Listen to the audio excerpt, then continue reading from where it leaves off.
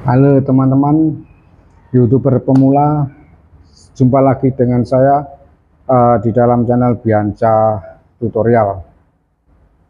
Begini teman-teman, untuk pemula yang sama seperti saya, yang masih sering mengejar 1000 jam tayang tentunya, dan 1000 subscriber dan 4000 jam tayang tentunya, untuk cepat dimonet.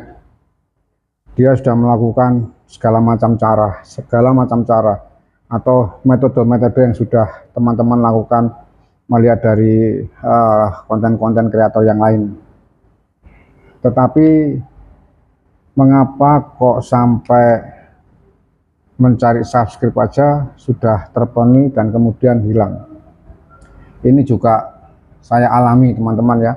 Saya mengalami itu dan seringkali mendapatkan subscriber 5 kemudian hilang 3. Itu hal yang biasa, atau kita ganti istilah saling berkunjung teman-teman ya.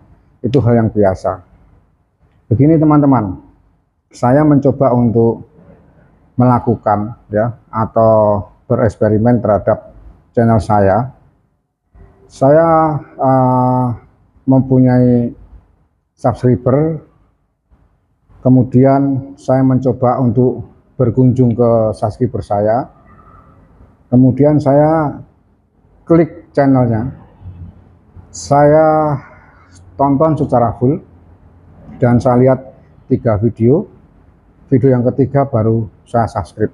Tapi caranya begini teman-teman, setelah kita masuk ke channel sahabat kita yang menjadi rekanan kita ya, yang senang dengan video kita, setelah saya buka channelnya, saya cari video dia kan banyak, ada yang paling panjang, ada yang paling pendek. Itu bukan short loh ya teman-teman ya, tapi video panjang. Saya cari video yang durasinya mungkin 2 menit atau 3 menit. Itu teman-teman yang saya lihat. Pertama, kita tidak menghabiskan kuota. Yang kedua, kita bisa melihat sampai full, sampai selesai. Setelah kita lihat sampai full, sampai selesai, kemudian saya lakukan like, kemudian saya berkomentar ya di kolom komentar. Itu harus teman-teman ya, supaya terjadi interaksi. Kemudian saya lanjutkan melihat video yang kedua. Saya cari lagi video yang kira-kira 2 menit 3 menit, saya tonton lagi sampai full. Setelah full kemudian saya like lagi, saya sudah paham isinya apa, kemudian saya kasihkan komentar.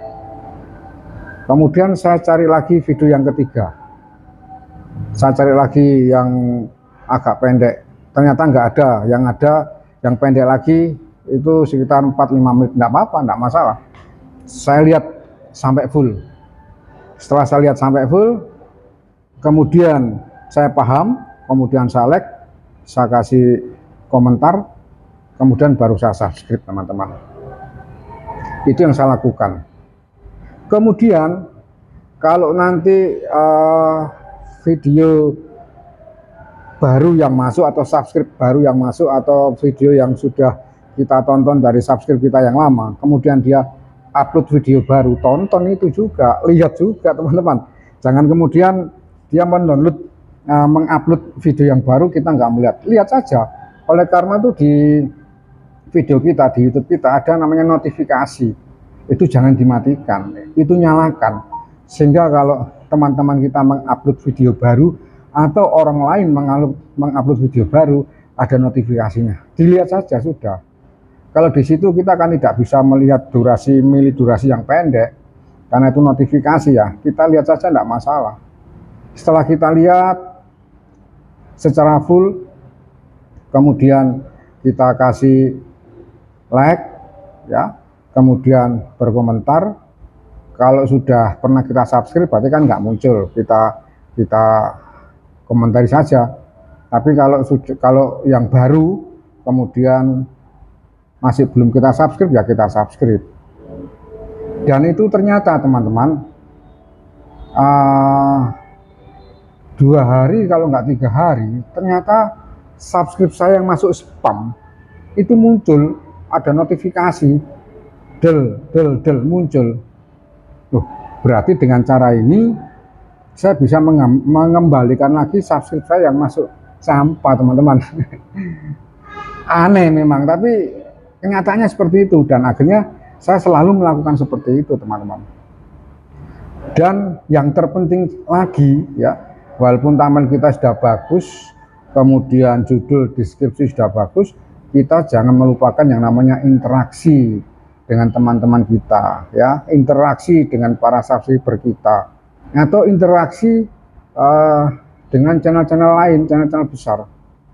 Karena dengan kita melakukan interaksi itu nanti akan terbentuk sinyal ya, akan terbentuk traffic, teman-teman. Kalau traffic kita sudah bagus, kita tunggu aja, pasti video kita akan direkomendasikan oleh YouTube. Memang dari sekian banyak video kita mungkin hanya 1, 2, 3 yang trafficnya bagus, itu kemudian akan direkomendasikan oleh YouTube. Saya pun sampai saat ini juga masih tetap menggunakan yang namanya upload video, teman-teman ya. Ada yang mengatakan itu salah, sudah enggak usah digubris. Apakah dia seperti kita YouTuber beneran atau enggak, kita juga enggak tahu. Yang penting itu nyata. Kalau kita menggunakan metode-metode yang lama-lama, ya memang itu perlu ya, memang itu perlu, seperti thumbnail itu juga perlu. Kemudian judul, deskripsi, tag, ya itu memang perlu sih. Tapi kalau kita hanya berfokus pada acara seperti itu, kita sudah ketinggalan zaman, teman-teman. Kita orang baru ya, pemula. Sedangkan itu sudah digunakan oleh pendahulu-pendahulu kita. Tentang kata kunci yang kita gunakan sudah ada di mereka semua, sehingga kemungkinan juga sulit kita untuk direkomendasikan.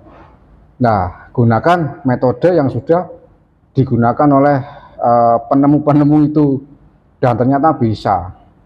Saya sampai saat ini juga masih menggunakan metode itu, teman-teman ya, namanya upload video. Itu ada di video kita, teman-teman ya, di channel saya juga ada. Saya kalau membuat upload video itu dua, teman-teman ya. Yang pertama itu video saya sendiri, bisa menggunakan 131 atau 13131 ya. Maksudnya video channel besar, kemudian baru video kita. Video channel besar baru 3 video kita.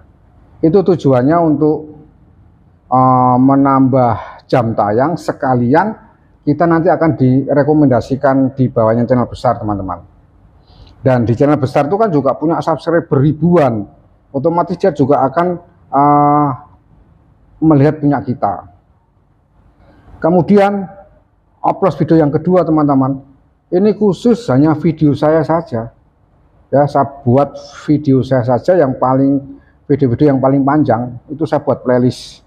Itu hanya untuk mencari jam tayang, teman-teman ya, tidak direkomendasikan, hanya mencari jam tayang karena lihat video saya sendiri.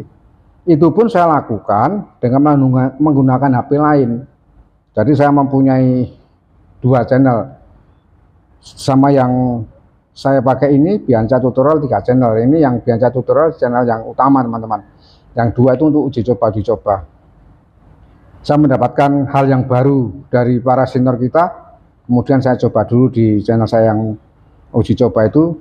Setelah itu terjadi baik, benar, baru saya praktekkan di channel saya yang utama. Jadi upload video yang untuk video kita sendiri itu untuk mencari jam tayang, teman-teman. Tapi kalau campuran dengan video channel besar itu mencari jam tayang plus rekomendasi.